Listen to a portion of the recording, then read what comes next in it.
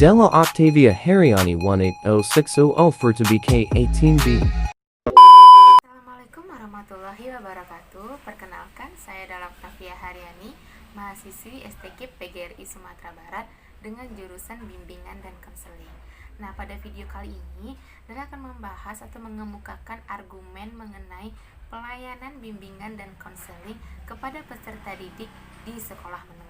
Sekilas info nih teman-teman, ternyata profesi guru BK tidak hanya di sekolah menengah, SMP ataupun SMA, namun mulai dari TK, SD, SMP, SMA, perguruan tinggi, dan di instansi pun juga menyediakan layanan bimbingan dan konseling.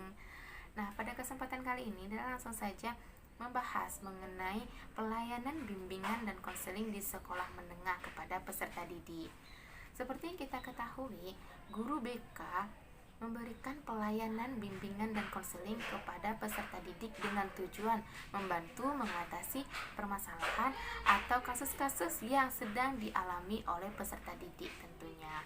Nah, kasus-kasus tersebut tentu diberikan pelayanan sesuai berdasarkan jenis kasus yang dihadapi oleh peserta didik. Satu contoh kasus yang sering kita temui di sekolah menengah seperti peserta didik yang malas belajar, motivasinya menurun, kemudian prestasi-prestasinya selama ini juga menurun.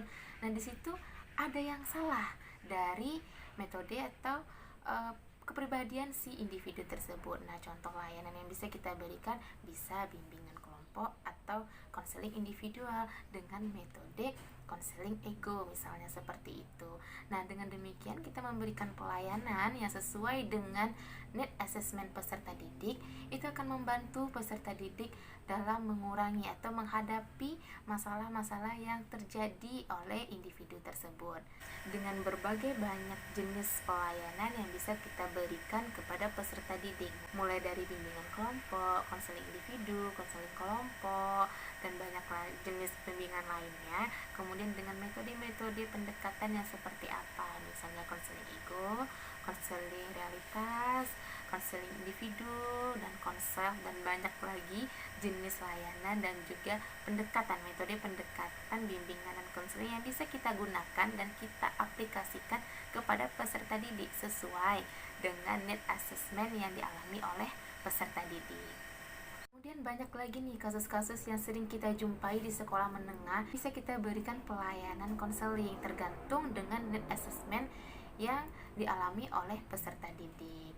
Nah, kebanyakan di sekolah menengah peserta didik itu sungkan atau malu atau takut untuk langsung datang ke guru BK untuk berkonsultasi, untuk mengemukakan permasalahannya, untuk meminta bantuan kepada guru BK dalam mengatasi masalahnya. Seringkali kita jumpai peserta didik tidak berani ataupun takut. Nah, hal tersebut tentu menjadi permasalahan bagi peserta didik. Itu bisa kita berikan pelayanan. Tinggal bagaimana cara kita, teknisi, dalam memberikan bimbingan dan konseling atau pelayanan bimbingan dan konseling kepada peserta didik. Nah, jika dalam di suatu sekolah peserta didik takut untuk masuk ke ruangan BK, itu kita memberikan pendekatan apa yang bagus supaya peserta didik tidak takut dan tidak ragu-ragu untuk datang ke ruangan BK dengan tujuan berkonsultasi. Umumnya peserta didik merasa takut ketika berjumpa dengan guru BK, apalagi masuk ke dalam ruangan guru BK. Nah, seperti peserta didik tuh melihat guru BK tuh kayak Satpol PP, kemudian security, polisi sekolah. Nah, tanggapan-tanggapan yang seperti itulah yang seharusnya kita bisa meluruskan pemikiran-pemikiran peserta didik yang salah tersebut dengan cara bagaimana kita melakukan pendekatan atau mengajak peserta didik untuk mau atau merubah pola pikir dia dengan cara-cara yang bisa meyakinkan peserta didik bahwa guru BK bukanlah polisi sekolah. Dengan cara yang bagaimana? Dengan cara sikap kita yang pertama selaku guru BK atau konselor, tentu kita memberikan contoh yang baik kepada peserta didik, baik itu dari segi sikap, pakaian, kemudian pembawaan kita berbicara, itu akan mencerminkan kita sebagaimana guru BK yang sebenarnya. Maka dari itu, jika kita dalam berpakaian dan berkomunikasi itu bagus, peserta didik tidak merasa kalau guru BK ini adalah polisi sekolah. Tinggal bagaimana cara kita melakukan pendekatan kepada peserta didik. Intinya, lakukan tugas kita sebagaimana profesi seorang guru BK atau konselor. Guru BK tidak hanya melayani peserta didik yang mengalami masalah atau mengalami kasus-kasus problema-problema hidup, namun juga bisa melayani peserta didik yang ingin berkonsultasi, misalnya curhat, minta saran, ataupun meminta informasi mengenai beasiswa atau penempatan kerja ataupun tempat kuliah yang sesuai dengan bakat peserta didik tersebut. Nah, disitulah nanti peran bimbingan dan konseling atau peran guru BK sangat penting di sekolah tersebut. Tinggal bagaimana cara kita sebagai seorang guru BK nantinya menyikapi hal-hal tersebut dalam memberikan pelayanan kepada peserta didik. Tentunya pemberian pelayanan didasarkan kepada need assessment. Apa sih yang menjadi need assessment bagi peserta didik sehingga kita bisa memberikan pelayanan sesuai dengan need assessment yang dialami oleh individu tersebut. Jadi, saran dalam kedepannya untuk calon-calon guru BK kedepannya nanti 2 atau 3 tahun yang akan datang, agar kita sebagai calon guru BK atau konselor bisa meningkatkan kualitas sebagai seorang konselor dengan cara kita melakukan tugas sebagaimana profesi kita. Nah, bagaimana caranya?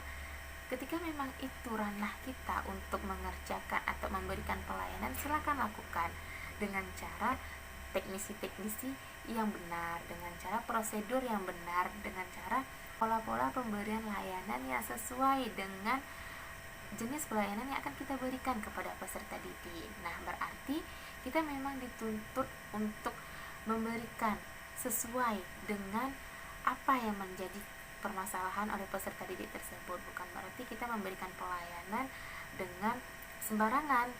Nah, seharusnya kita memberikan pelayanan memang ada prosedurnya, memang ada polanya. Nah, di situ nanti mutu atau kualitas profesi guru BK dinilai oleh khalayak umum. Bagaimana nih sebenarnya guru BK bekerja, bagaimana tugas-tugas guru BK yang sebenarnya.